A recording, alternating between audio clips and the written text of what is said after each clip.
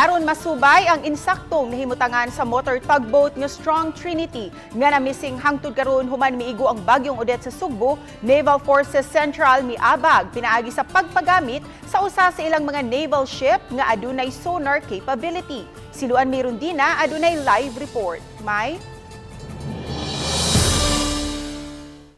Yes, sis, tungod kay way nakita atol sa ilang gihimong side scanning niadtong Enero 7, 8 ug 9 sa kadagatan sa Naga sa taga Naval Forces Central, hinungdan nga gipagamit nila ang ilahang naval ship nga adunay sonar capability.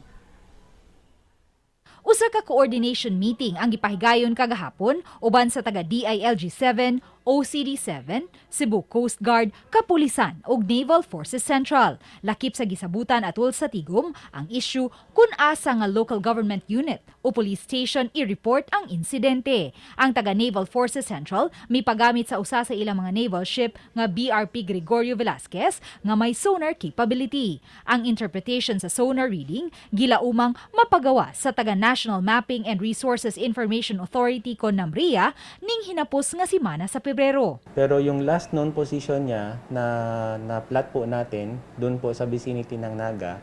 And may other information po tayo na tinitingnan like yung oil sheen na nakita din doon sa vicinity na nakasama din po sa survey.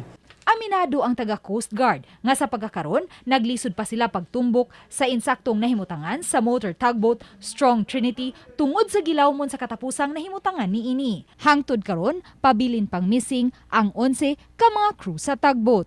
Aron kung buhi or patay man sila, at least na closure sa family nga naabag yun tong 11 ka patayng lawas man or buhi ba sila or patay na ba, naatay continuation sa atong activity ana nga kabahin, no, kabahin ana nga panghitabo.